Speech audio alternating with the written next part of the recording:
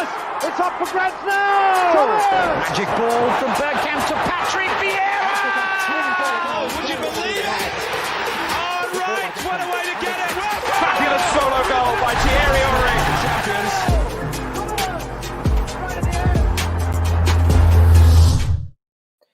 Yes. What's going on, everybody? We're back again on the Arsenal Lounge, and thank you, everybody, for joining us. It's a happy New Year to everybody. I haven't been on yet since the New Year, so I just want to say happy New Year to everybody. Happy New Year to you, African Gunnar. How you doing? Doing well. Happy New Year to you too, as well, Igal. Happy New Year to the Arsenal Lounge and everyone who watches us. Hopefully, it was a safe and a great one. Doing well. A good week away from Arsenal, but it wasn't necessary because we've been winning our last few games. So this time I didn't really want to break. The only thing I think the break did for us is bring back Thomas Partey into the fold for the starting 11 tomorrow, and then obviously 4 outgoings, which I'm sure we'll get into in a little bit. So that's incredible. I mean, 4 outgoings in a January transfer window. It's not even the summer transfer window. So hopefully Arsenal can keep giving gifts in this new year for us and give us the creative attacking midfielder I think we're all looking for. Yeah, and we got my guy Taddy with us. Taddy, what's good, bro? What's up? How you doing? Happy New Year to you, man. How's everything going on? Good. Sorry, I'm a bit late. No, it's okay, man. You made it just in time. So today's schedule is we're going to be talking about the transfers and rumors first. Then Kendall's going to come on. Once Kendall comes on, we're going to then get into Newcastle versus Arsenal and get into the preview of the game. So first, we got a lot of orders at hand. But let me just get the administrative work out of the way first. Guys, for today's video, we have a target of 100 likes.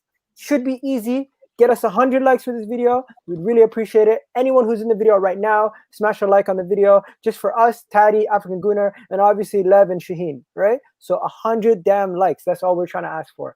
In addition to that, if you haven't already subscribe to the video. You already know, EGTV, that's where you can catch me. Taddy, you got your own channel. Taddy Osha Right on the screen. And don't forget the channel that we're on today. You got to subscribe to this first. Make sure you subscribe to mine as well. Yeah, there you go. So the Arsenal Lounge, and check it out, guys. So continuing, story 1, Mesut Ozil. I woke up one night. I was about to go to bed. He was going to DC. I wake up that morning. He's now going to Fenerbahce, and it's pretty much closer and closer and closer. So the details of the transfer is it's going to be a loan where reportedly we pay half of the wages. In addition to that, he will be getting a sponsorship deal from Puma, from Fenerbahce, that they've organized, and Fenerbahce will basically be putting him right into the team, and he'll be wearing the 70 and the 67 shirt. So where do you guys want to begin? Mesut Ozil, his days at Arsenal? I want to begin with how the fact we know all that information off of Twitter, man. Like, even his shirt number and everything. Listen, the last few days I've taken a little bit of time away from Twitter and Arsenal news. Consistently 24 hours a day. You're engraved in that, especially during transfer season, right? You're always paying attention. For me, quite honestly, I don't know about you guys. I'm actually surprised that he's actually going. I really thought that we were gonna have a mess. It seems like it's going quite well, and that everything obviously has been almost finalized. I'm quite happy that he's going. Really, people calling him a legend and things like that. Listen, he's not a legend. People are easy to forget that this guy, he doesn't love Arsenal like we love Arsenal. Right now, if you told me to cut myself here and give you my blood for Arsenal, I would do that. Mesut Ozil is not that player. He doesn't love Arsenal. He's more of a brand than an actual football player. So I'm glad that this story, this saga is finally coming to a conclusion. And when we talk about the likes of Nketiah and Joe Willock and Reece Nelson and some of the kids who are also not bad players, but I just want a new Arsenal, man. I'm tired of I just want all the players that were here in the last 3-4 years to go, apart from Aubameyang and maybe 1 or 2 others. I want a fresh new team, man. I don't want all these excuses about our players have been crap, the recruitment has been bad. Let's restart from zero. That way there's no more hiding, right? If Kroenke doesn't buy the players that we need, that's it. We can see that it's just the owner. I see Taddy is ready to jump in. What are your No, I'm just wearing my hat, man. No, you make me laugh. There's a comment out here. Danny says, what do you call it? Watch Igal. When I was a youngster, I was inspired to become a footballer. Thierry Henry. in 2004. I don't think Thierry Henry was inspired by me. And in 2004, I was what? What was I? I was 13. So I don't think. Nah. No, you're making me feel old, man. You're making me Okay, feel so old, man. Taddy, what's going on?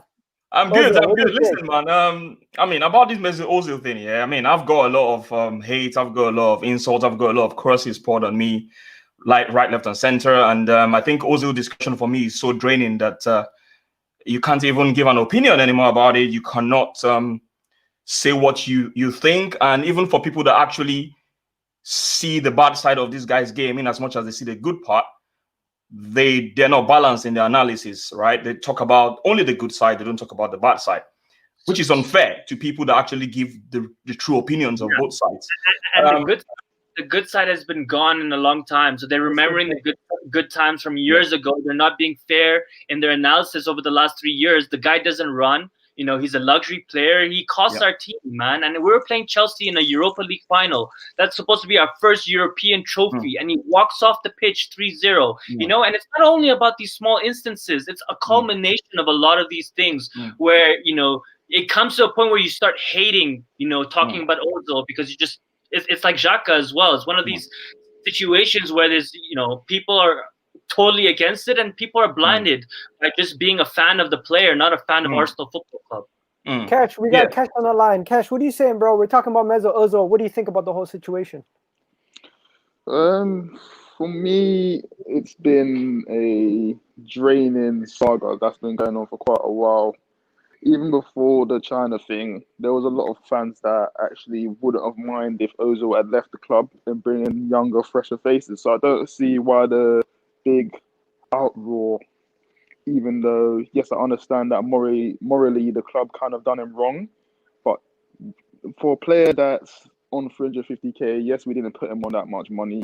He didn't put himself on that much money. We put him on it. He still doesn't offer enough for what we're paying him. And you know, for me, I feel the sort of number 10 that Ozil is, it's a dying breed in today's game. So it's just a club trying to move on from that era. That's it for me. Yeah, and guys, if you don't know, if Mesut Ozil had half the work rate that Kesh has, this guy is working and he's coming on here. Big up to my guy, bro. Big up, Kesh. Second time, I think it's the second or third time I'm talking to you, and you're always at work, man, dude. Yeah, man. You have to chill. Chill. Watch Netflix or something. You know that money to send an e-transfer to Kroenke with some of that cash to buy a midfielder. Yeah. Listen, man. Just to add something to what you guys were saying about the whole Mesut Ozil situation and regarding the transfer you mentioned earlier, right?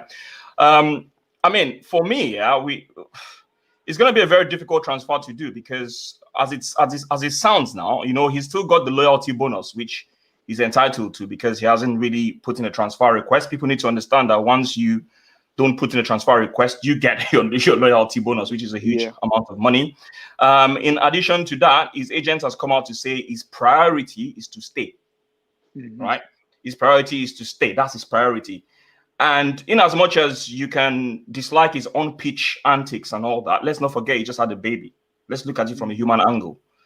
He had a baby. There's a pandemic. Is a human being like us. Do you really want to start traveling now until maybe the vaccines have been rolled out? You know, there's so many things you have to put into perspective. Let's be real. You know, as a human being first. Yeah, but as a player, of course, we want him out of the club. As a human being, though, he doesn't care about the fans. We're human beings as well, man. And, you know, he doesn't care about us. So why does it have to be reciprocal now? And I need to care about the vaccine. And you know what I mean? This guy's got paid $350K a week for years and he hasn't done anything. He's been taking that money from technically the fans and the club because we could have spent that money on a way better player that gave us more output. So now why should I care? You know what I mean? There's so much stuff. There's so much drama. It's a combination of so many things. And honestly, Ozil is a show in itself. Honestly, is a show in itself, which we can talk on and on and on and on and on about it. Ozil is someone that, if you look at how much we made from match day tickets, which was about 96 million in 18-19 before the pandemic, his salary alone takes 20% of match day. His salary in 1 year takes what we made for from the revenues. Part of the revenues, which is 1/4 of the revenues, comes from match day tickets, right? Ozil's salary makes 20% of that. That's huge. Yeah. So we can sit down and start talking about his performances on the pitch. Is it commensurate to how much he's earning? Obviously not.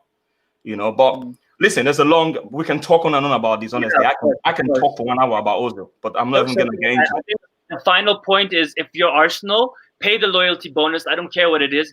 Finish this. Kill it. Get rid of him. Hasta la vista. Good luck wherever you go, whether it's the US, MLS, or Turkey. Really, as an Arsenal fan, I just want this to end, and we need to move on. I agree with you, because at the end of the day, he's going to get it at the end of the season anyway. So there's exactly. There's no reason to not just pay him out now. Okay, so moving on from Ozil, I have shared screen something, Lev, if you could show it to everybody. There is a rumor that Eddie Nketiah could be going to West Ham, and this directly has everything to do with what's going on with Balogun's contract, in my opinion. So they have already gotten rid of Haller to Ajax, I think. Am I mistaken? It was Ajax. Ajax. Was it a permanent deal or was it a loan to Ajax? I think it's a permanent deal. Okay, so they have recently got an influx of money from the sale of Haaland. They look like they're going to be getting another striker, because they know that what's his name, Antonio, is not always fit. That's not completely true. What I've been told is that the Haller deal, because it was meant to be like 40 mil they was meant to pay for him. So they've got the rest of that deal to finish paying. So what they're going to do is use that money to pay off the rest of that deal. Okay. Okay, so they're going to use that money to pay off the rest of the deal. What about the fact that they only have one actual registered striker at their club? Don't you think it is more realistic that they're going to go bring in another striker?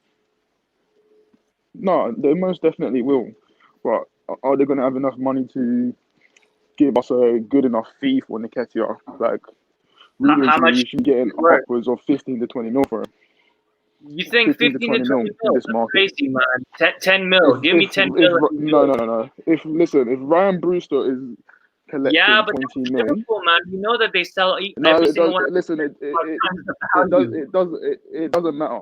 We've got to push for that. We can't be undervaluing our players when there's lesser players who've done nothing in this league, not even got a goal to their name, is going for more than that. Okay, and Taddy, we've got to push for that. Taddy, what do you think? Because this, I'm segueing this to Balogun, but before I segue this to Balogun, sell Eddie and keep Balogun. What do you guys think? Totally agree. For me, Nketiah has got enough chances, and he doesn't. He doesn't look a world-class player. For me, Thank you. He doesn't offer. I don't think he offers as much as. I mean, yes, we can argue. People can argue that we've not seen enough of Balogun, but you can actually tell someone that has got to be better football intelligence than the other one. And I mean, I like Nketiah. He looks like a nice chap, but he just can't do much more than he's giving us right now, man. Yeah, I think that also because he's a British kid from the academy, it makes it harder for Arsenal fans. They keep wanting to give these guys chances, and it goes as well with Rob Holding and Willock and some of these guys. Listen, these guys are not going to be starters for Arsenal in the next 5 years. Eddie's not going to be the new Aubameyang or the new Thierry Henry. So why are we sitting on all these players that are not going to give us what we need?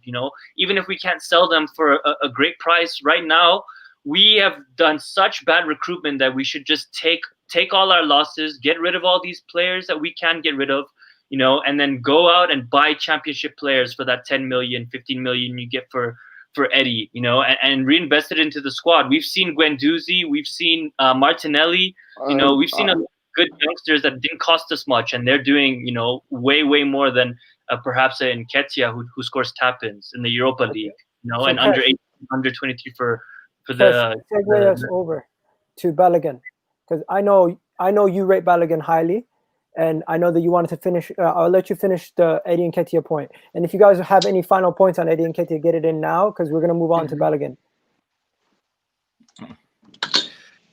Listen, like I said, for me, Eddie for me. Oh, sorry, go on, Cash.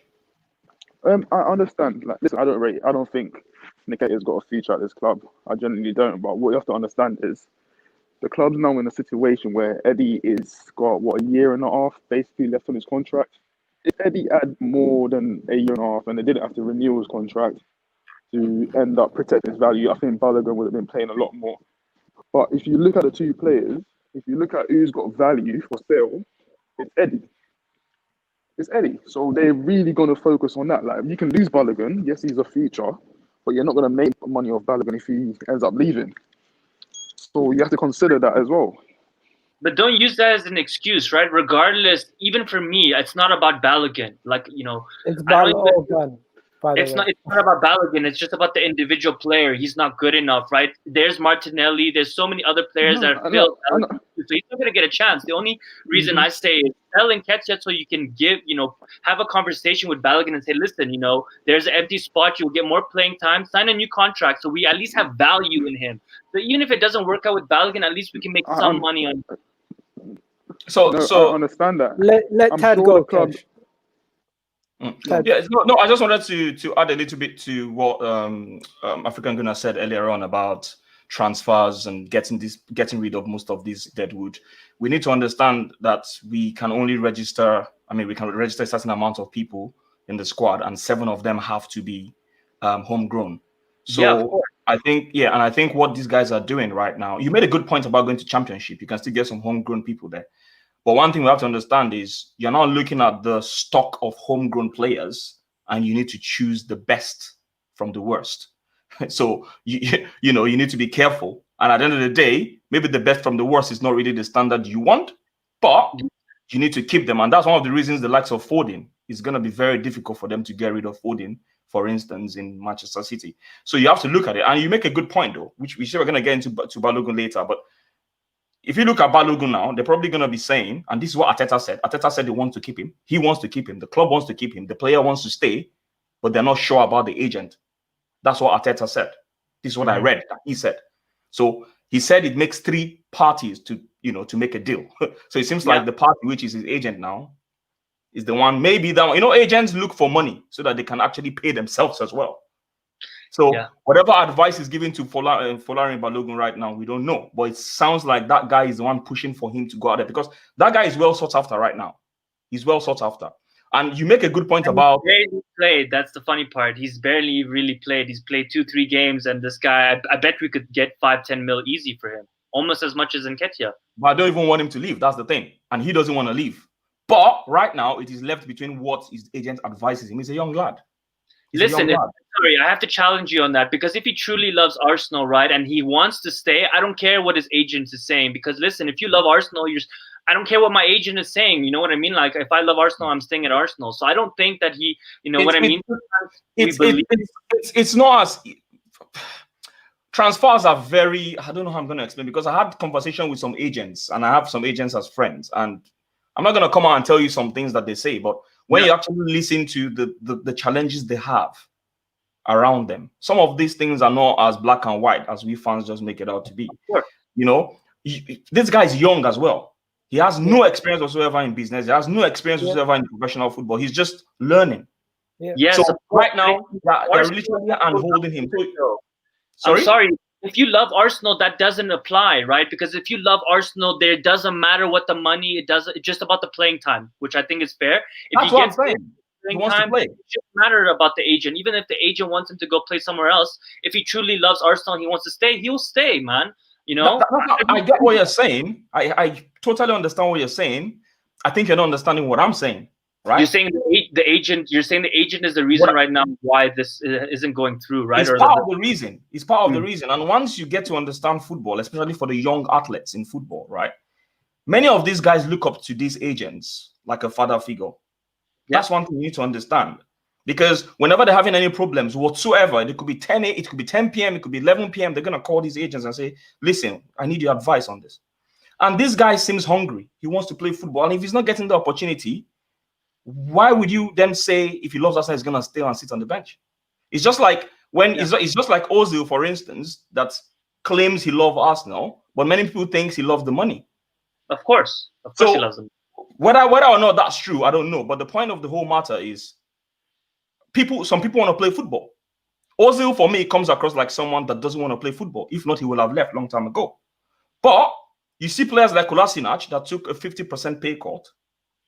That's someone that is tired of sitting on the bench. He took a 50% pay cut. And that's that he was getting paid way more. He was getting overpaid, so I think he's more willing to take a 50%. No, he's getting paid 100,000. He wasn't. Ozil is getting 350. The point I'm just making to you is that a player that wants to play football compared to the other one. As a football player, someone that has a passion for something, he wants to stay in that trade. That's just my take on it, really. I agree. Okay. There's some people in the comment section saying they want to come on and voice their opinion. You know what? We'll throw the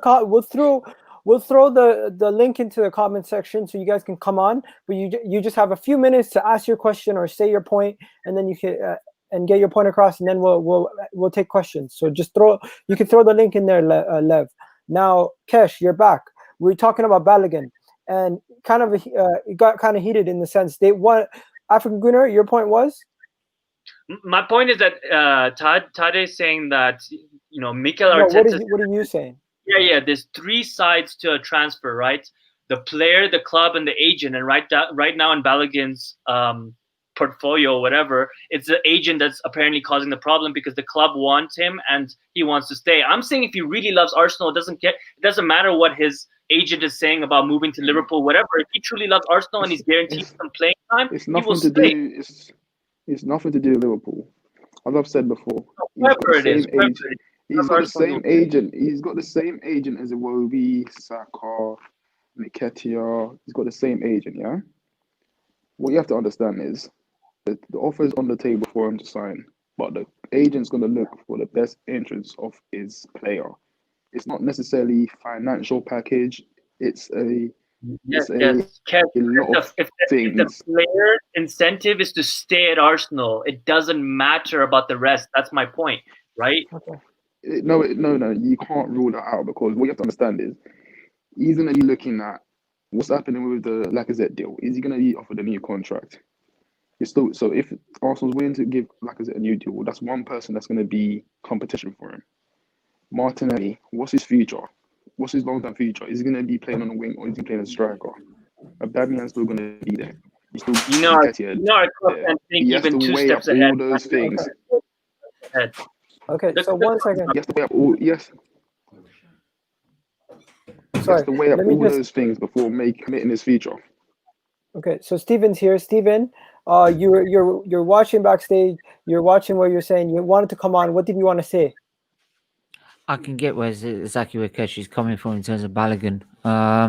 If you're gonna get Lacazette on a new deal, if you're gonna get these players on a new deal, right, Ballon's gonna sit there with that look and think, well, if Nketiah is staying, Lacazette's staying, Martinelli's staying, where am I gonna fit in? Right? Where if I could go somewhere else where there's a gap in the squad that he could fit in and and go on and forward his career, because what he needs now is game time more than anything. If he's going to develop his career, and it does. And to be honest, the player doesn't care whether that's going to be at Arsenal, Liverpool, Leeds, whatever. For them, it's more about getting the game time to be able to develop their game further, especially when they're young upcoming talent. Exactly.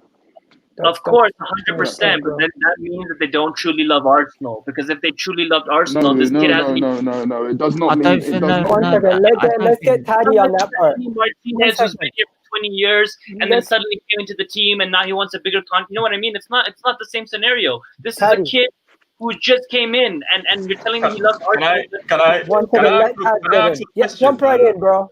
Can I ask a question, African Gunnar? Right? Yeah, ask. Would you rather stay in a club because you love it and sit on the bench? Yeah, listen, my point of view is I would. Simple question. Let me explain. I'm an Arsenal fan. If I had, I would, because I love Arsenal and I'm young in my career and I still have a long time. If I get a new contract and within a year I don't get the guaranteed playing time that I was told I was going to get, then I will leave. That makes sense. I'm cool with that. Let me paint a scenario for you, right? Let me paint a scenario for you. This guy. Imagine you're a very hungry player. You feel you're better than some of the players that are getting playing time ahead of you right now, right? You're impatient. You want to make your mark, right? Do you know whether he's going to get injured in 1 year? No. Do you know what's going to happen, whether he's going to drop in form in 1 year? No, you don't know. He's feeling it right now. He's feeling to himself that, listen, I can do something. I can offer my services now. Let me play. Or better yet, I'm going to go on a loan deal, still committed to Arsenal. Go on a loan deal where I can, like Brewster did for I don't know if Brewster went to Sheffield on loan. I can't remember now from Swansea. Went to Swansea first on loan. Yeah, but is he on loan? I can't remember now. But the point I'm just making is on loan, right? The point I'm just simply trying to make to you right now You can talk about all the love in this world, right? But the ultimate goal is about playing football. And if you're not getting that playing time, believe you me, people think these footballers enjoy sitting on the bench. They don't.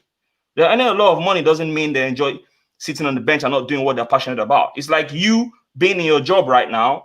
You don't have much to do. You're just there on your desk, waiting for the next 5 hours for the job for the day to be over. But you're not achieving anything. You're gonna be bored, and you need to just put that in perspective. For me, a loan deal will probably, if you cannot get to stay in Arsenal, you should probably just go on loan so that you can still come back after. One second. There's a lot of people backstage. Thank you, Stephen. I'm just gonna add Brandon now. And Brandon, we were talking about Balogun. We're talking about Balogun's situation, and African Gunner stating that if he has love for the club, his agent shouldn't come into the factor, right? And Taddy's saying, at the end of the day, your whole thing is you want to play football, you want to play first team football. That is your number one priority, to get game time. So what is your stance on that? Yeah, I mean, it's difficult really, because Arteta has been saying how he wants to keep the guy at the club and that, but he's not giving him first team opportunities. And you got to give the guy opportunity to play at least. So I don't blame him really for possibly wanting to leave, and I don't blame him if the rumours are true about him possibly wanting £100,000 a week either. Because at the end of the day, Arsenal's one of the biggest football clubs in world football. And you can't tell me that we can't offer him them sort of wages. Whether he's worth them sort of wages or not is a completely... Come on, Brendan. Come on. This is what I mean. Yeah. We're so hypocritical towards our own beliefs. We believe that we overpay for players, but now we want to go put a youngster on 100k. No. That's not what I'm saying. That's not what I'm saying. What I'm saying is he's well within his rights to ask for that sort of money, because we are one of the biggest clubs in world football. And we can pay him that sort of money. And if he's not going to play, I don't blame him for asking. Listen, for me, that statement is incorrect, because I remember before Saka signed, it was the same thing. They were saying Saka is demanding 120k. Saka didn't even get 120k. It's the same agent. It's not a problem about what Arsenal's offering. It's more to the fact that he wants to see what the club is saying about his future, rather than just signing for the sake of signing, and then still have the likes of Lacazette ahead of him, Aubameyang ahead of him. He wants to see that his future is clear. It's a kid that wants to play football. It's not about money. Okay. But again, I blame the club for all this anyway, because we should never have let him get into his last 6 months of his contract. You know? That's true. I agree with you there. We shouldn't. But now, Lev, if you could just make the image a little bit bigger, use the one just a little bit to the right. Not that big. Everybody, not just me. Okay, and then Albert. We got Albert here. Albert, what's going on? So the other one. Okay, yeah. Forget it. Just leave it then. Igal, can you hear me? Yeah, I can hear you. So Albert, we've talked about Ozil, we've talked about Balogun, we've talked about Eddie. We're gonna leave that now. We're gonna move on to the actual game at hand, the Newcastle game. Who do you guys want to see playing this game? Because like some people were gonna say Eddie Nketiah is probably gonna start. No. Some people are saying they need to see Balogun start this game. Some people are saying, you know what, see Aubameyang start so he can get form. Now, I want to throw it to Albert because he's the first. He hasn't said anything yet. What would you do out of those three? I would play Aubameyang. 100%. Guy needs the goal, man. Guy needs to somehow off his backside, off his knee, something. Just get the smile on this guy's face. He needs a goal. I have no issue if he plays tomorrow. Honestly. In regards to Balogun, quickly, Igal, sorry. I did a preview, I think, a couple of days ago, Instagram Live. I said, if he's not in the squad, this is before, obviously, about the contract and whatever, he ain't going to be at Arsenal. And then we hear what we heard. We hear what we heard yesterday and today. So I have no issue starting Aubameyang. More than likely, Eddie will probably start. I'll be very shocked if he doesn't start tomorrow. Arteta's got mad faith in Eddie Nketiah. From what I've seen so far, I see Eddie Nketiah play for the under-21s for England. He's like a prime Romario from Brazil '94. When he's in an Arsenal shirt, I see a lot of games passing by, bro. Yeah, I think Aubameyang should start tomorrow, mate, personally. Yeah. Next, I'm gonna go to Taddy. Taddy, what do you think about that? Who's starting for you? Is it Balogun, Eddie, Aubameyang? Who's starting for you? So I suppose you're asking about the centre forward position? Yeah. Well, for centre forward, I'm not starting Oba. Not me. Who are you starting? I'm not starting Oba in the centre forward at all. Okay. Okay, cannot why? play Who are you No, starting? let him cannot- finish, let me African finish. Gunnar. Let him finish. Yeah, I'm asking him why. He cannot play with his back to goal. He's never been that player, and he will never be at 31. I'm right? a big Gunnar. He's been tried in that position in several games now. I think 3 games. It shows it doesn't work, right? He's scored about 76 goals for Arsenal Football Club, and about 80% of them were from the left wing because he was always cutting into the 18-yard box. That's worked for us since he's been in this club. It hasn't worked him playing through the middle, and I don't see it working anytime soon because Lacazette, for me, operates better as a centre forward. In terms of this game, I probably still want to see Aubameyang start, but there's a possibility that they might play him on the left wing and they might play Nketiah and probably give Saka a rest, probably start Martinelli. That's what I'm going to be seeing happening in this game, right? This is just my opinion. This is how I see it. But I think he's also going to want to mix it up because obviously Newcastle themselves, they've still got a lot of players. Someone like Andy Carroll that came in their last game, I think against, was it Leicester, and he scored a goal. Probably he'll be given a nod to start. Maybe pair him up with Wilson because Wilson has scored pretty much half of their goals this season. With all due respect to them, you know what I mean.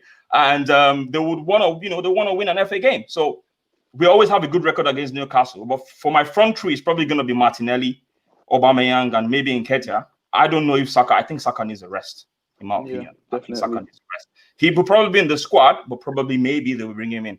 This is my opinion. But then it can always change. Okay, so we got Kendall here. We got Big Gunnar in the house. We're going to be, guys, if you guys don't know, now we're going to be talking about the actual Newcastle game. We got a Newcastle fan amongst us with the rest of the Arsenal fans. Kendall, so talk to us. What are we going to expect from Newcastle going into this game? Are we going to expect a full-strength team? What are we going to expect? I don't think so because we're already, we've got a few injuries already, so I can't imagine it being a full-strength team. On top of that, we're obviously not massively doing well in the league right now, so that's something we've got to focus on because realistically they're going to be looking at the post FA Cup fixture in the league, which is Sheffield United. They're going to look at that and they're going to see that as sort of a more winning, a more possible 3-pointer. Obviously then this FA Cup game that to progress into the next round, so I can't see us putting our first 11 out, but to be honest we don't really have a substandard first 11 really. We chop and change all the time, so yeah.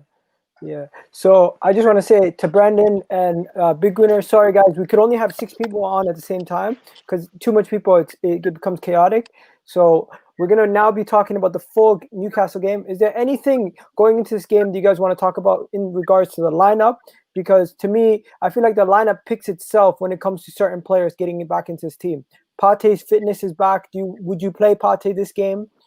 Would you be worried if Partey plays this game and gets injured? In addition to that, Gabriel comes right back into the team.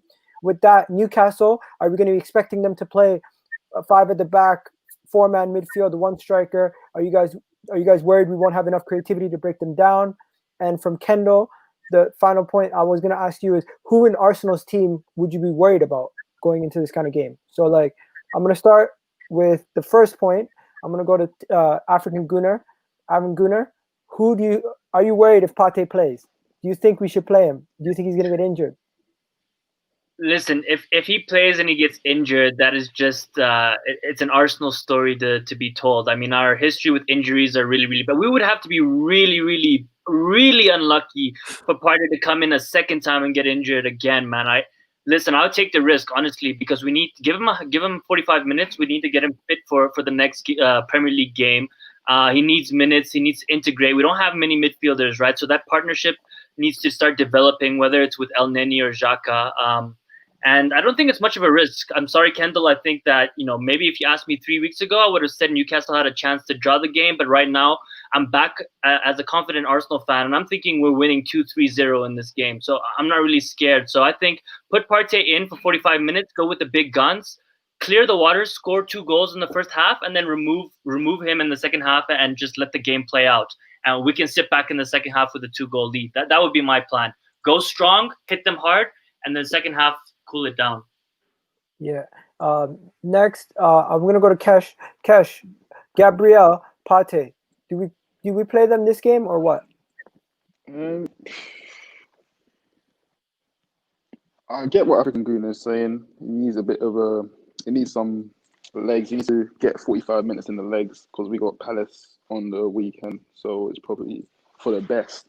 Gabriel will go straight in for me. He's missed 3 games. We need to get him back up to speed. In terms of the lineup, I do feel it's a game where we should put a bit of youth in there with a bit of experience. We need to see what the likes of Aziz can offer, because if you look at the way our windows go in, it's more important to get players out than in. So we might have to depend on a couple of these youngsters coming in and playing 15 minutes here and there if we need them. So it's probably best to see what they can do in a game like this. Okay. I'm gonna go to Kendall and Taddy about this. Kendall, I'm gonna ask you, in the Arsenal team, who scares you? And for Taddy, I'm gonna ask you the same thing. For the Newcastle team, who do you worry about? Ladies first. Yeah. Okay. Obviously the players like Saka worry me, Martinelli worries me, Tierney worries me, but obviously apparently he's not going to be playing. So sorry, 1 second. Okay, 1 second.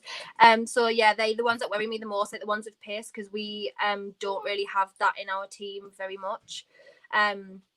So they worry me the most, you know, the ones that can probably break us down a little bit, especially if we sit deep. Like players like that are going to worry me a little bit. So yeah.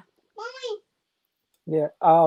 Taddy, Newcastle. Honestly, anybody with worry all- you? Yeah, with all due respect, it's only Carroll and Wilson for me. Because I don't like Carroll. I don't have anything against him. I don't like the fact that he's so good in the air, and that's an area that I don't have full confidence when it comes to us. I mean, however, we've actually done very well in set pieces this season, apart from the Burnley game when we capitulated. But when it comes to area abilities, Carroll just seems like a threat. And I remember, was it the game against Brighton? I do not know who was setting up the corner kicks that told Bellerin to be marking Burn. Yeah. I have absolutely no idea what they were thinking or what they were smoking at that point in time. But yeah, that's something that they need to sort out in the training ground, because that doesn't look like an organized team to me in set pieces. So if you have a Carroll, sorry? It's the same as when we had Pepe marking Bolly as well. I don't understand it. Every game. Yeah, and Wilson is a goal poacher. No, like I said earlier, he scored half of Newcastle. They've scored, I think 19 goals. He scored 8. Wow. So, I mean, almost half, 49% or whatever. So, yeah, so I think those are the two people I have a problem. And Ginger Shelby sometimes can just, whip a shot in. I think he's probably going to be starting in that game as well. He's a solid player. Yeah. Okay. Those are the two people I'm worried about. No. So yeah, Albert, there's a bunch of people trying to come in and join into the video. Before I'm gonna make room for them, but before they go, I want to ask you, what's your score prediction, Albert, and what do you think is gonna happen in this game? Arsenal 2-0, mate. That's it. Absolutely. No, because I think Newcastle not exactly a team that come out in the front foot from seeing quite a few of their games this season, to be honest with you. With it being at home as well, I expect Arsenal to dominate possession, but it's one thing having possession, it's what you do with it. And I want to see a quicker transition from our midfield, whoever's going to be the personnel, whether it's a front three or a three and then a one up top, whatever the formation is. Newcastle got Callum Wilson and Andy Carroll there, but I think it's can you get the balls to them? Can you get in the wide areas? Can you get support to them? And if we nullify that, then I do, not overconfidently, I just think 2-0 is quite a fair score, to be honest. All right. Thanks for coming on, Albert. I appreciate it, bro. Much appreciated, bro. Cheers, mate. And then you got so now I'm gonna flip the question. So I've already asked African Gunner and Kesh about Pate and Gabriel playing this game. I'm gonna ask that to Taddy. But then before we do that, I want to ask you guys: are you worried about Newcastle? Kesh, are you worried about this Newcastle game? Are you worried that they're gonna give us any problems? Because we're gonna be playing a second team, yes. And most of the time when we're playing our second team, we're facing Dundalk or these Rapid Vienna, and they're not at the level of a Newcastle.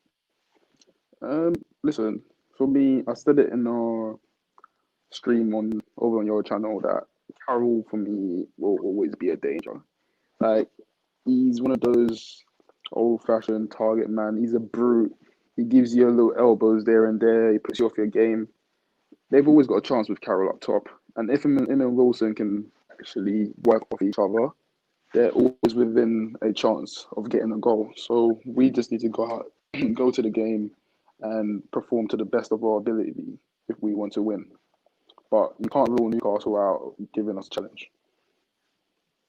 Okay, and then African Gunner, same question. Are you anything you worried about Newcastle?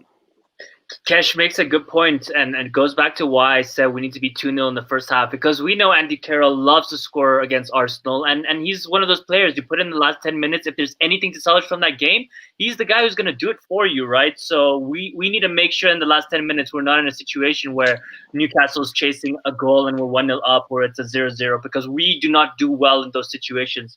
Frankly, I've been quite honest, over the last few months. I've called it when Arsenal were going to lose. I thought, I would be worried about every single team that we were playing with in the last few weeks. But I mean, this is what Arsenal does to you, right? It gives you hope as a fan. And I really think that if we play Emile Smith-Rowe and we continue playing the team that we're playing, we should be able to, no disrespect, beat Newcastle 2-3-0. I think I disagree with Kesh. We shouldn't be playing a weaker team. Yes, there should be some youngsters, but we just won 2 games.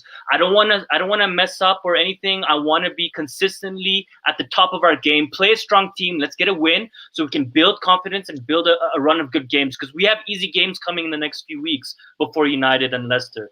What I would say to that is, what I would say to that is, I understand we need to play a strong team, but for me, the likes of Smith-Rowe and Saka should not start this game. They have to. We can't break them down. We will not be able to break them down. We will see the same Arsenal again, sideways, backwards. It's going to be a boring game. We need Smith-Rowe or someone in the 10 to break up. We can't keep going to the wingers and keep crossing. We've seen that doesn't work. You've found a new formula. One second. Let's stop right there.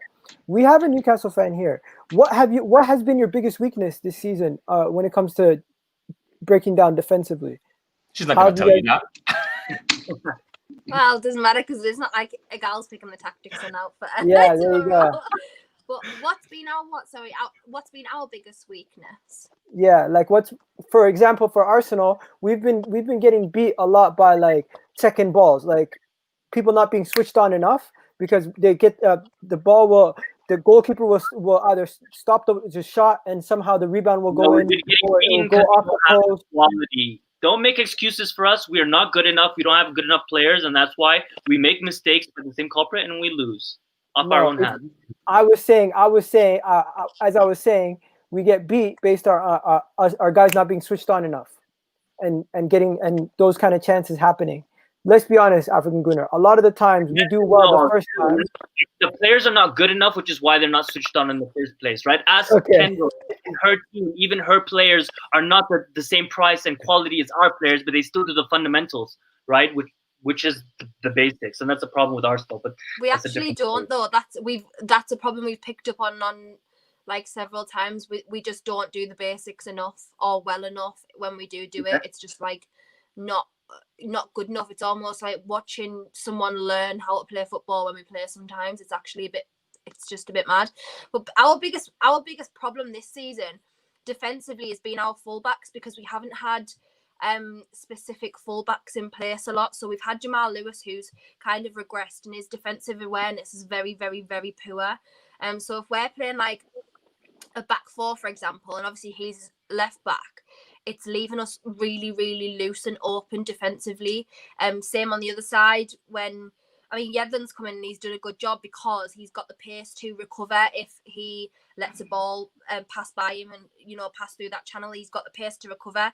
But if we're playing someone like Kraft, for example, or Jacob Murphy there, don't get me wrong, I love Jacob Murphy playing like as a wing back because I think he's better in that position. But as a right back, like he just doesn't suit playing there a lot because obviously defensively he's not very sound either. So yeah, that's been the issues defensively because our centre back's probably arguably our strongest area of the team. So Kendall, do you think Arsenal will be able to break down Newcastle with the current way that you're playing? If you're playing the way you guys are playing and we come up playing how we're playing, do you feel like we would be able to break you down?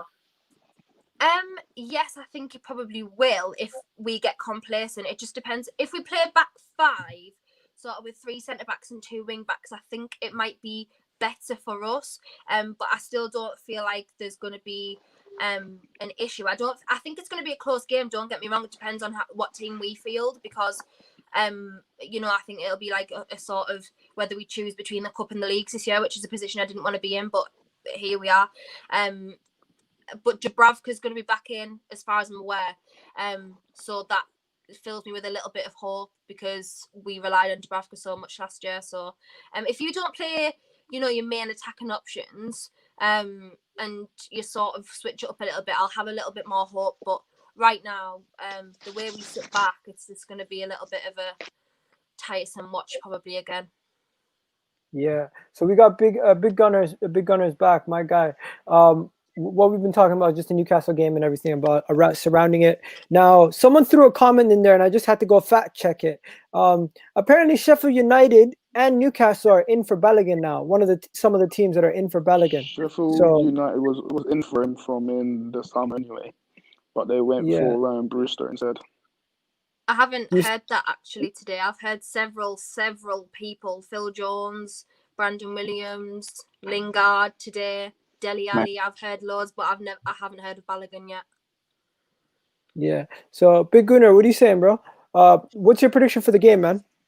I honestly, it depends on what Newcastle put out. If they're going to put out a team that I mean, to be fair to them, they're just like COVID United, aren't they? So it would be unfair for them to put out their first team. But if they put out a second string against our second string, I think our second string would smoke them. If we put out, I think we're just going to do a mixture. And like you guys were saying earlier, I think we will see people like in KA. I'm hoping we don't see Willian, but I can see sort of Willian and Louise getting the game as well. I again hope Aubameyang plays because he needs a goal. And these are the types of games that he gets goals in. But yeah, I can't see us conceding unless Andy Carroll's playing. So I'll say 4-1. 4-1. Yeah. Big up to Big Gunnar. My guy, thanks for coming on, bro. Yeah. Appreciate it. You're my guy. But yo, do you have any major questions for us in regards to this, or? Yeah, no, I was gonna ask Kendall that. I don't know. Like I listen to Newcastle fans speak all the time. Like, where do you see your club going? Because if they don't get taken over, like where's your club gonna go? Like where are they gonna go?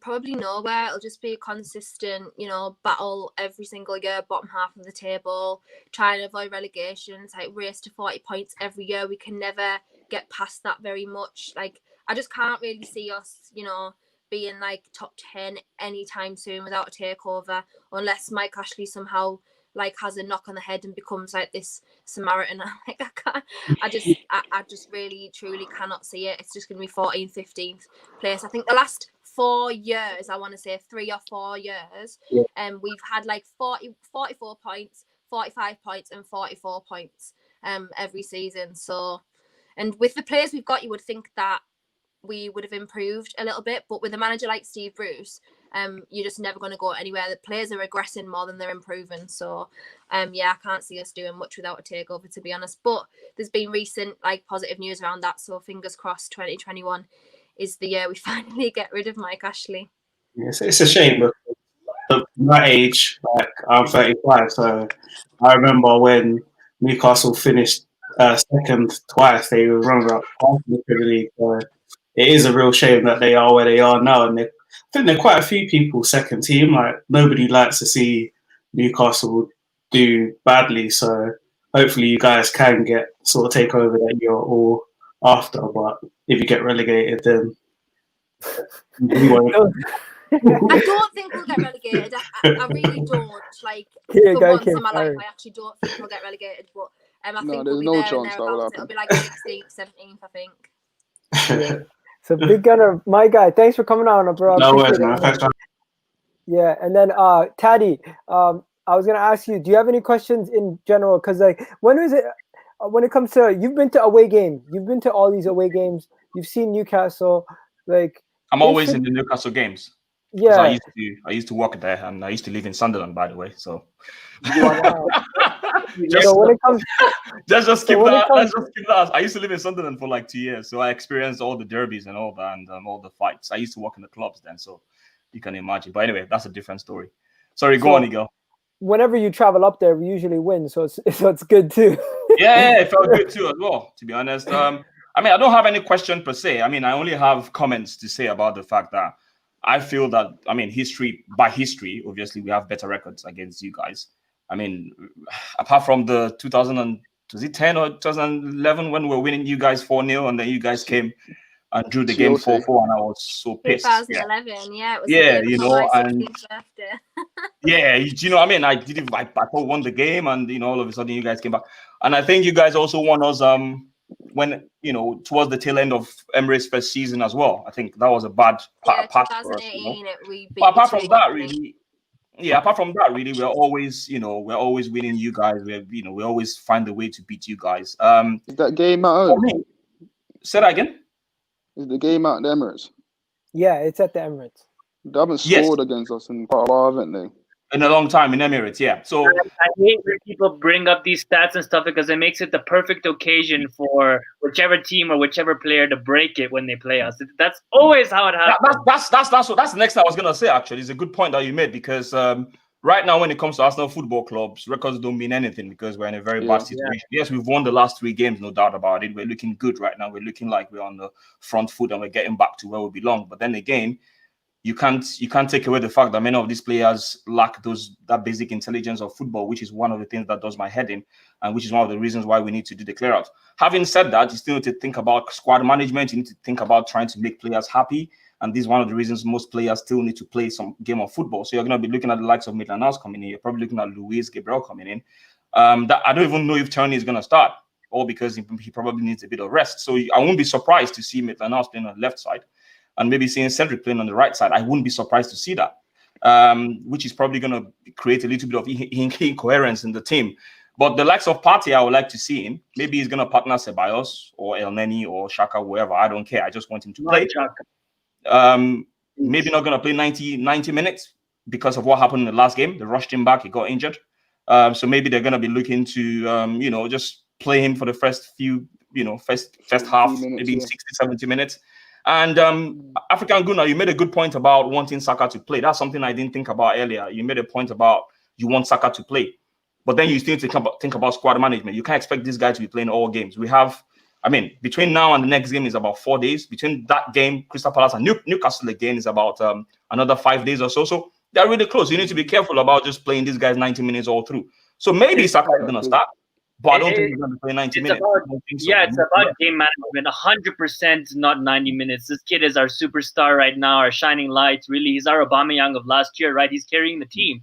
But ultimately, I think it depends on the game, right? If we're at 0-0 in the 70th minute, then you bring him on. If we're winning 2-0, as I said, then he doesn't even need to play. Period, right? So I don't think we should start him. Keep him on the bench, and then if we need to bring him on in the 60th or 70th minute.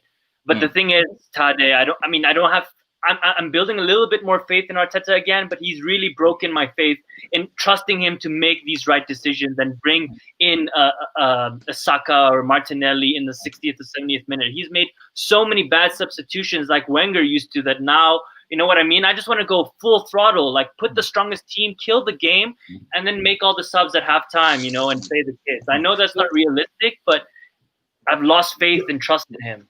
Just to add to quickly take a point on this whole Arteta. So obviously you've told me now that you were an Arteta out, right? You didn't really. Yeah, now I am. I don't have a choice. You're an Arteta out. But just one thing I want you guys to understand is I always had faith in Arteta for the simple reason that its hands are tied with a lot of off the pitch situations, a lot of off the pitch situations, a lot of things going on. And I kid you guys not, I kid you guys not. Ozil is one of the main reasons why a lot of things were going on in that dressing room. There's so many factions in that dressing room that is causing so much unrest, and it was difficult for this guy to control this squad, and that's why we were playing badly, you know. So anyway, that's a different topic. Yeah, sorry. Let's not get too far away from the game, right? In as well and give my point. Kendall's gone. Now let's talk about this. Yeah, it's okay. It's okay. So let me respond because she's gone now. It's only the real OGs here. Nah, don't do that. Don't do that. That's not fair. That's not nice. What do you call it? Let's talk about the actual score prediction. There's no more Newcastle, so let me respond to Tade's point about Arteta and like how I agree with him. His hands are tied, right? But we were in such a bad situation where the hole was dug up so deep that I couldn't trust him anymore, right? At that point he had to go, and someone new had to come in and put in new, fresh ideas. Even though they still wouldn't have the team would still be, lacking quality and stuff. So now Arteta's on a thin line. He needs to go on an incredible run now. Otherwise, I think if he starts losing again, I think it'll plop back down and it'll go back to Arteta out, right? So regardless of if he has the players or not, right? Because if he's not getting back this January window, again, I love Arsenal, man. If you're the manager, if you're ex-Arsenal captain, you come out and you say you didn't get the players, you know what I mean? Because you're not going to do a good job, and ultimately at some point you're going to have to walk. Because if we do not get the players we need right now in January, we're going to have a dismal season. We're going to not win anything. We're going to be not in Europe next season. And what are we going to do, right? So I don't know what your thoughts are on that.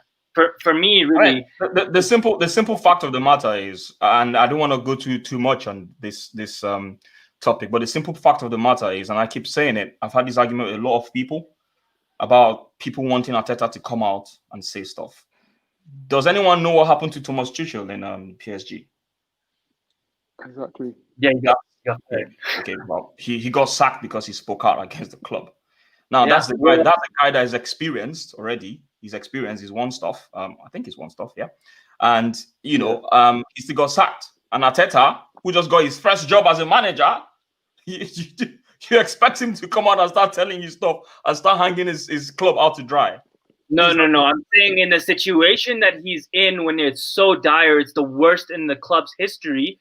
At some point, he was going to get sacked. If he didn't win in the last 2-3 games, he was going to get fired. And at that point, I would have liked him to come as a fan and explain to the club, to the fans, what's going on in the club, that he didn't get the players that he asked for, whatever the situation is. Because I really feel like he's a Wenger 2.0. He lies to us a lot. I've noticed he lies to the fans and he covers up for the board a lot. And Emery wasn't doing that, and I don't know if it's because he didn't speak the language, or he just comes from a different cultural background. That's never going to happen, though. The only manager since the turn of 2000 that's really been like that is Jose Mourinho. That's the only manager that's ever been like that, to speak out. You're not going to find managers these days that come out and speak out on their board and everything, because that's gross. And you know why? Because he's a winner and he trusts himself and he has a reputation. He's not going to take. What does he want?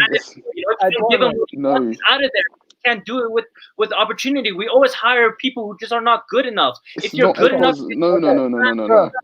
It's not because you're a winner. It's because of Jose Mourinho's mentality. There's been other winners at other clubs who's had board that don't do things that they've expected, and they still didn't come out and talk out. So it's not just about winners; it's just about you carrying yourself a certain way. Look at their squad. It's still not gonna happen, man. It's still not gonna happen. Let's stop.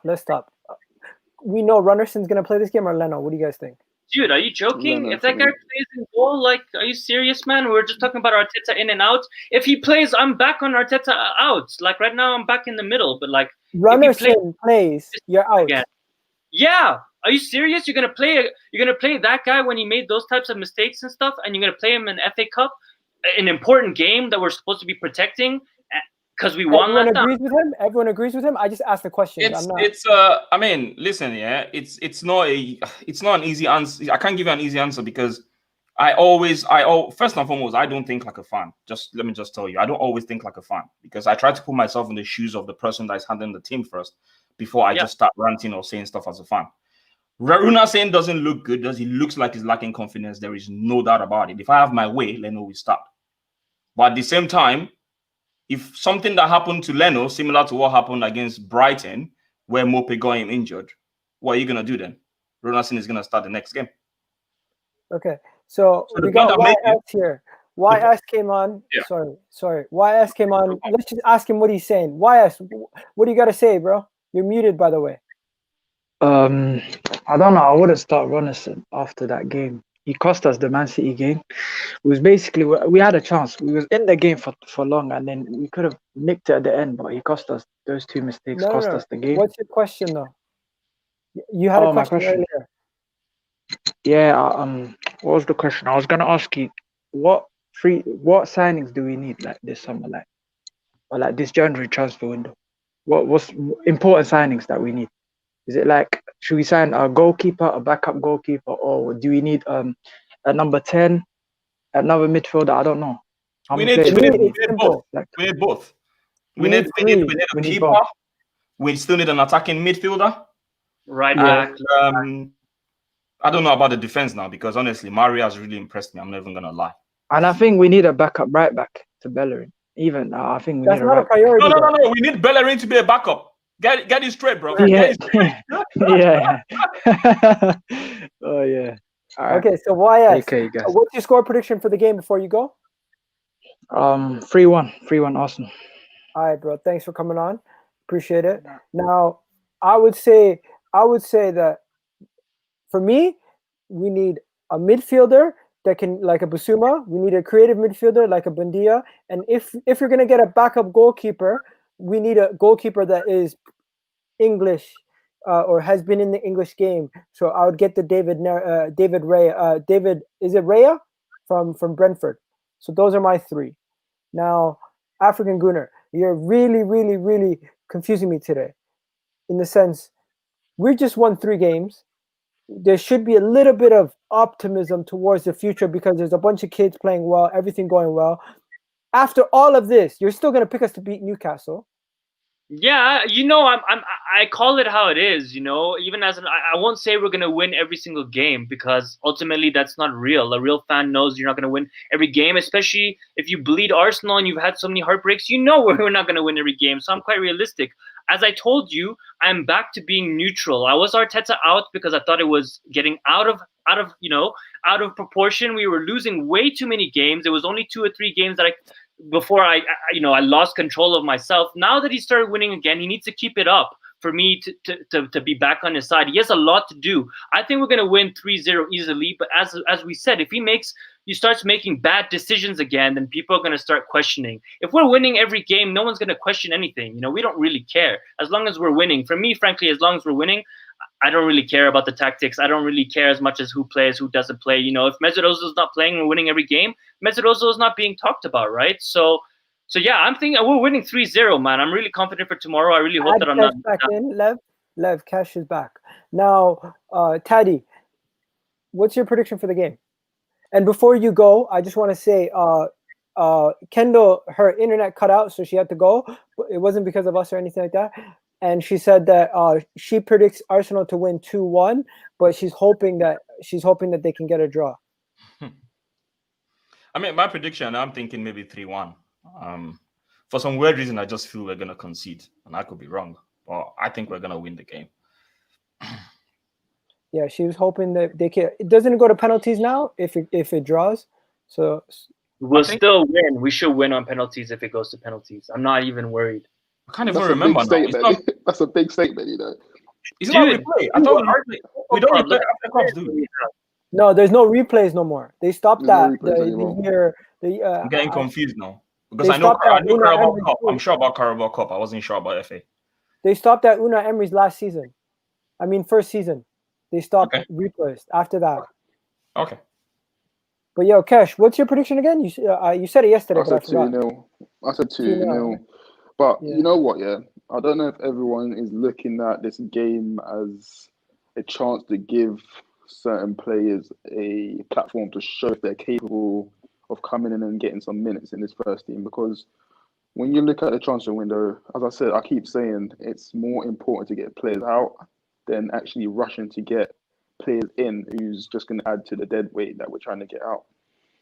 Do you not feel it's an opportunity to give a few minutes, maybe not start, but come on in the game like Aziz? You need to give him at least a little 20 minutes here to see what he's capable of.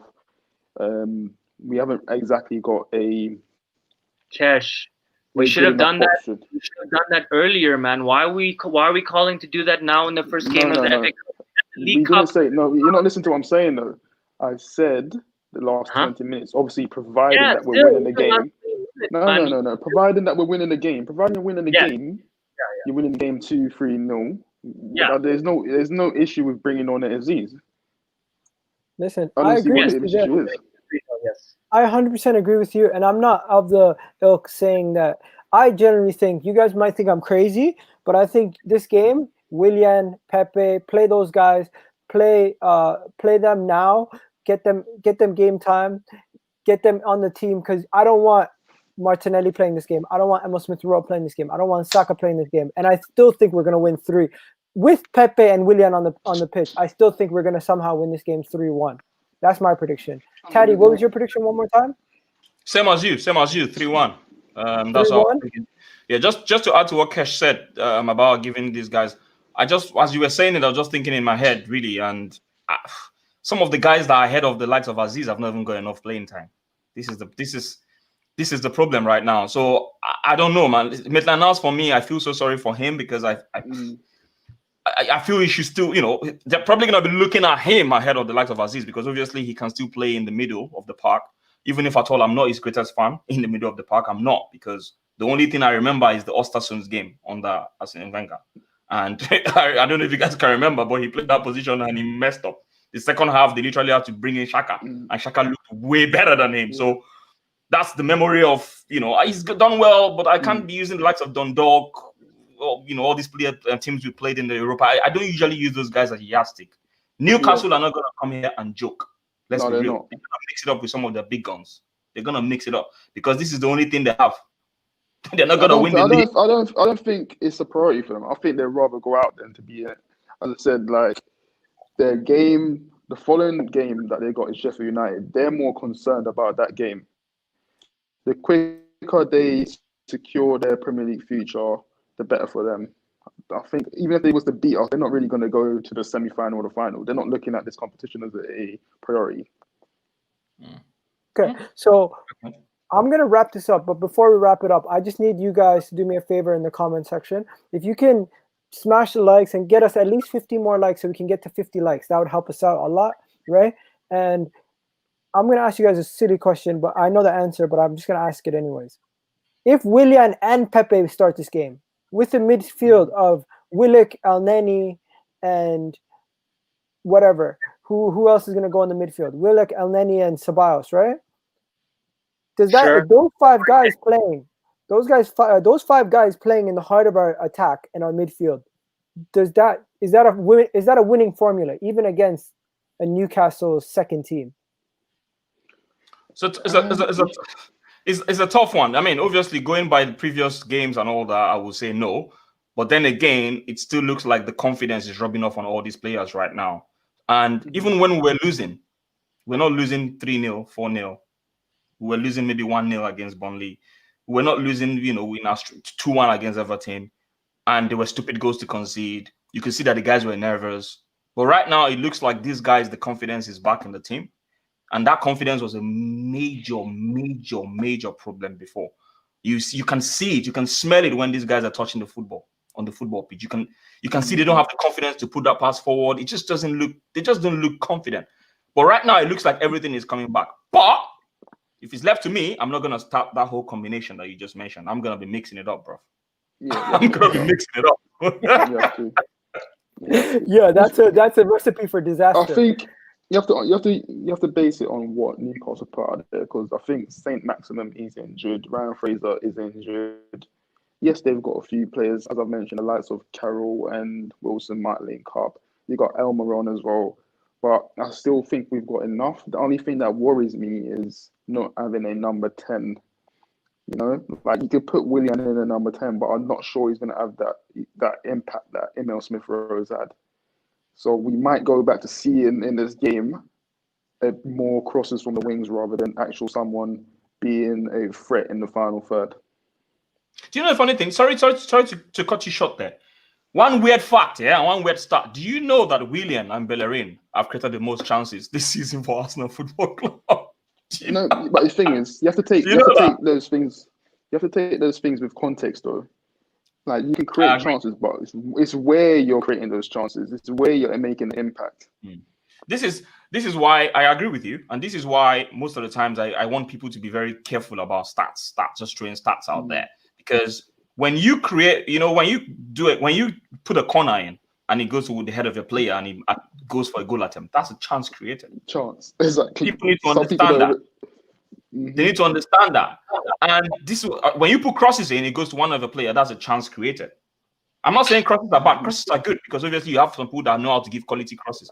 So these are some weird facts I saw about Bellerin, and I just want people to be careful about all these stuff they keep throwing up and down and all that. One more thing quickly, is the game against Everton. I felt personally that Willian did better playing in the middle because they moved into the middle the second half of that game. For me, he plays better in the middle than playing on the wings because that guy looks old right now. He looks leggy. He cannot track. I've said that many times. I prefer him in the middle. I'm not saying he's going to do a job. People don't get me wrong. I'm not saying he's going to do a job like Emil Smith Rowe is doing right now. But if you're going to compare wing or center, I'd rather put him in the center. That's just my opinion. I've said the same thing many times. He doesn't have the legs. Like the Willian I know that was at Chelsea was someone that loves to run. You don't see him making runs anymore. You don't see him doing any of that.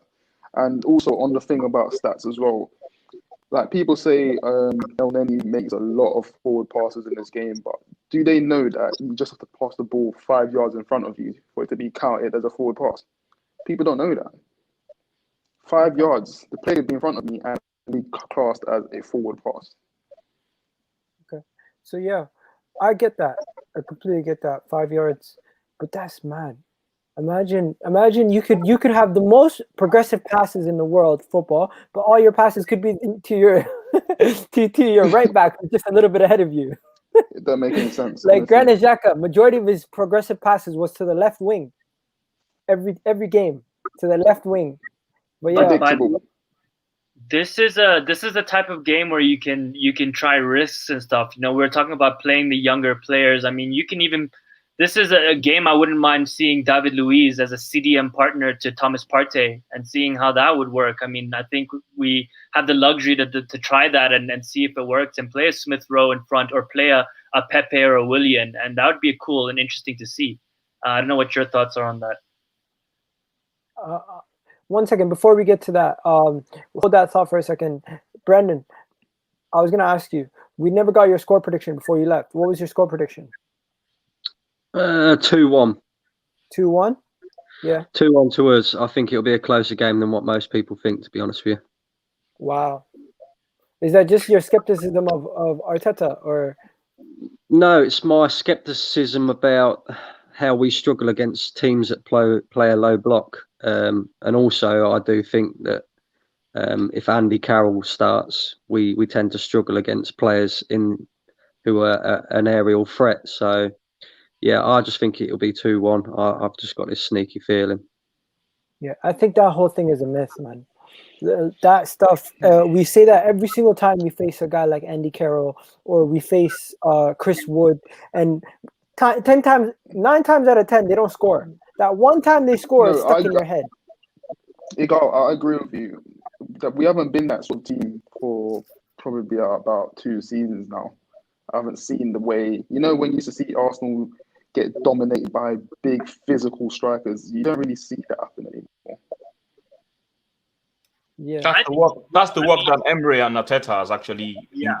This is the problem, right? As much as I loved Arsene Wenger, I loved him so much, but defensively he was shambolic. Let's be real. Exactly. He was shambolic. He focused so much on the beauty of the game. If he had added the likes, if he had added what Arteta brings from a defensive standpoint into his football, probably Arsene Wenger will still be in Arsenal till now. Let's be real. You know, so at the end of the day, there was a trade-off. You know, from the attacking now to the defensive, now we can't attack anymore.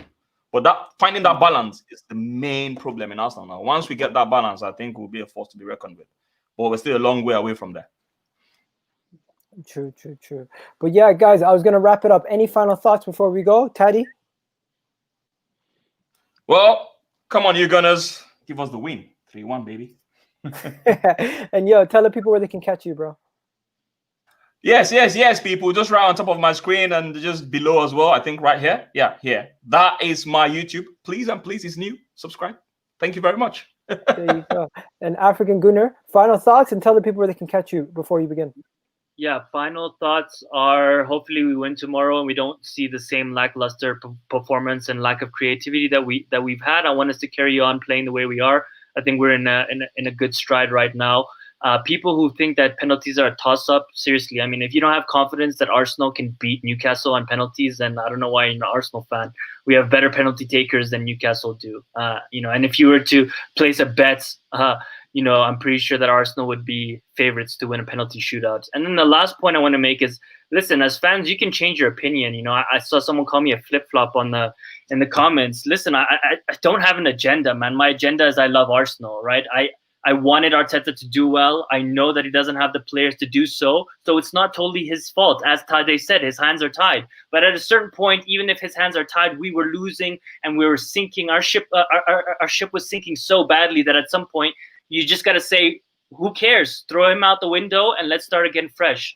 Now he started to win a couple more games. I'm starting to gain confidence again in him. He's making better decisions. He's playing Emile Smith-Rowe, which I've been saying for 3-4 months now to play the damn kid. He's finally found a winning formula. Now he's starting again from fresh. Let him get the players that he needs, and let's see what Arsenal can do this season. But don't be afraid. You can change your opinion. You know, Egal can go from a Arteta into and Arteta out. There's no issue with that, as long as you still want Arsenal to win. I would never be Arteta out. I would never be Arteta out. I'm gonna back Arteta. Well, but you can change, as I told you. You don't have to be Arteta all the time. Yeah. Your expectations can change in a manager or anybody. Of course, depending on the results and how you're playing and how your eye. Like, it's all about the eye test, man. I'm seeing a better Arsenal. Yeah. Now, before we go, Shaheen just asked a question. You guys already know where to catch me, EGTV on my channel, and also don't forget, we only have 42 likes on this video, guys. Smash the like button, get us to 50 at least. Right now, smash the likes, guys. Likes are free. You're paying money for it. It's free, and man. Then, there you go. Tell them, Taddy. And then the question is, guys, do you think Ozil did not give? Ozil did not give himself the contract. The club did out of desperation. What would you guys say was the finest moment in an Arsenal shirt for him? For me, it was either Ludogorets or when we went to Barcelona. Bayern. We beat them 2-0 at the Emirates.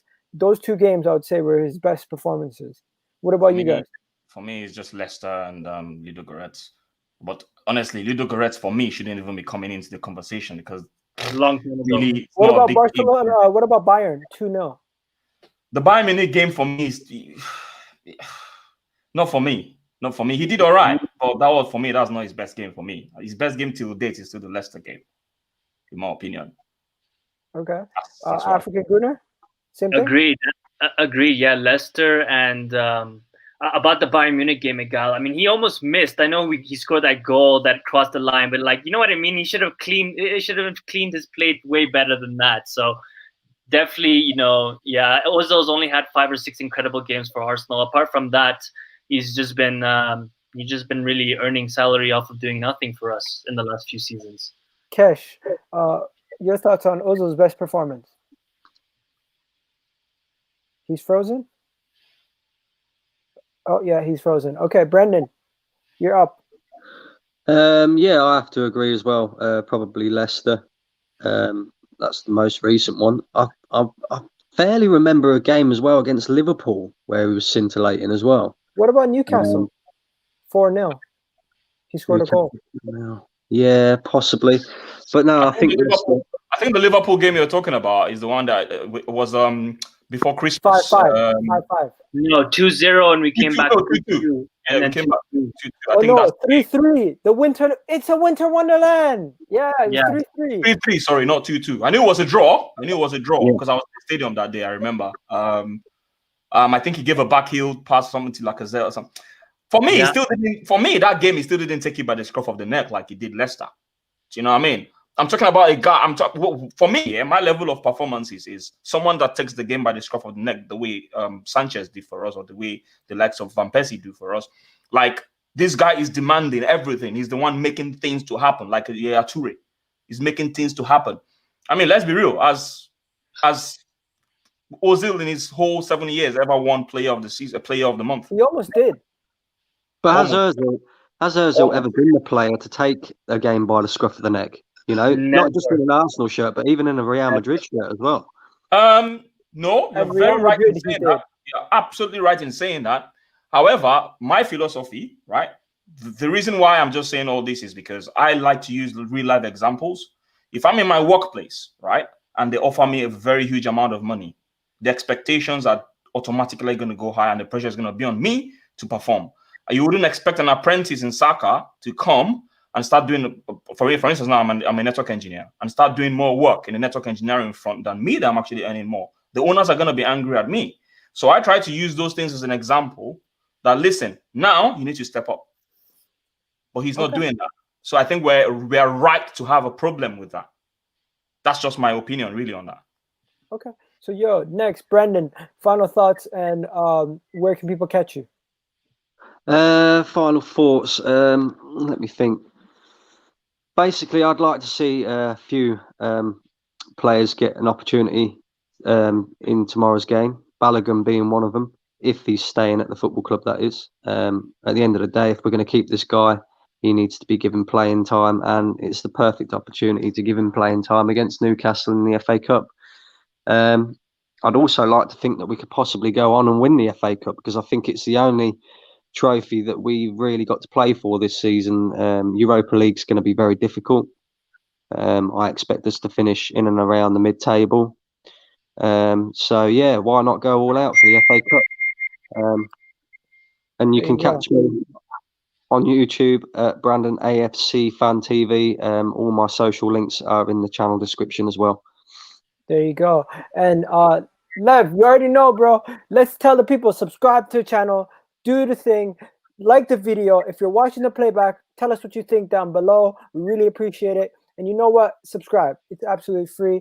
Just hit that button. And while you're at it, find everybody else's socials, find everybody else's stuff, and like the video. Give us your feedback. And we love the feedback. Whatever you want to know, whatever topics you want to know, and you ever want to come back next Friday, and we'll talk about it together. But thank you guys. And don't forget, keep subscribing to Arsenal, keep supporting the people, and you know what, we're going to keep bringing you some great shows. Next show coming up, I think, is on Sunday or Saturday after the game, possibly, and then you got the Wednesday show with Turkish and lead judges. So yeah, peace out, people. We're out of here.